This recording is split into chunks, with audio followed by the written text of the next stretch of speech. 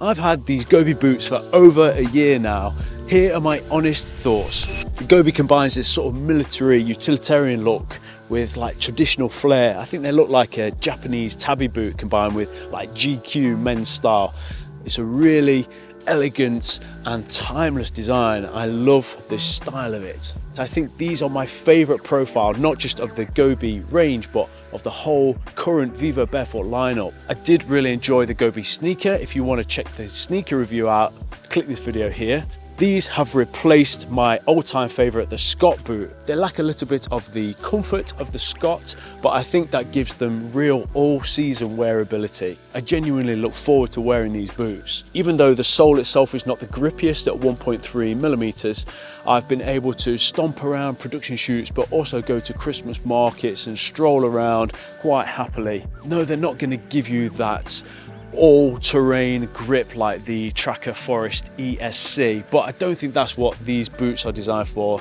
They're designed for inner city or going out for a walk on fairly firm ground, and so far they have not let me down over the past year. The leather itself is supple and malleable, and that still gives your ankle and foot that great feedback, and you're not compromising anything by having a higher cut boot. They still give you genuine barefoot feeling.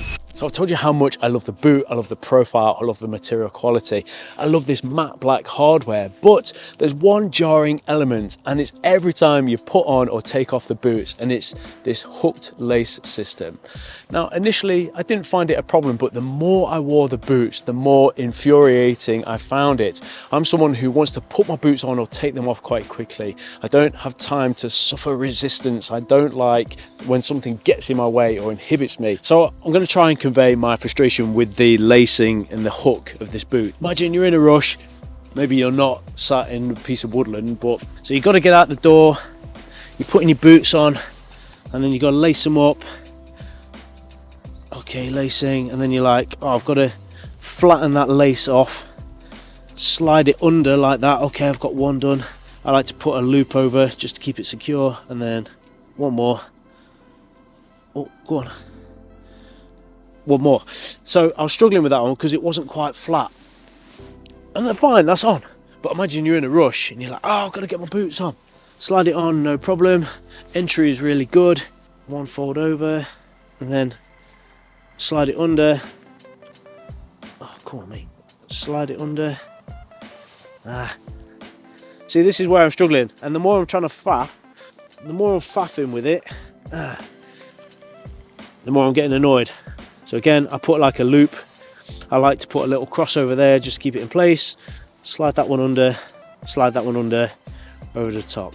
You are probably thinking, oh, that's not a big deal. And I understand it's not a big deal, but it's how I interact with the boot. So I think these boots could be improved by just having a eyelet rather than having a hook, or making the lace hooks a little bit bigger or a slightly different profile. For me, it's just a little bit annoying, and it's every time I put on the boot. So if you're someone who is quite happy to take a little bit of time, thread the lacing system through, that's absolutely fine. But sometimes I find that I wouldn't even lace the boot all the way up because I just couldn't suffer the hooked system. The boots look so much better when they're fully done up, and maybe you have a little bit more patience than me. So in spite of that small amount of frustration that I experienced when putting on these boots, they are still my favorite. And in fact, I love them so much that I try to get them in the bracken and gum colorway, but they don't appear to be in stock at the moment. So fingers crossed they'll come back in stock, and I will be getting a pair of those as well, just because I love this boot. It's so versatile. So if you want to experience these Gobi boots or any of the Vivobarefoot range for yourself, check out the code in the description, grab yourself a discount and help support the channel. Love and peace. See there, it's flipping come out. Come on, mate. Just a bit and then I've got both.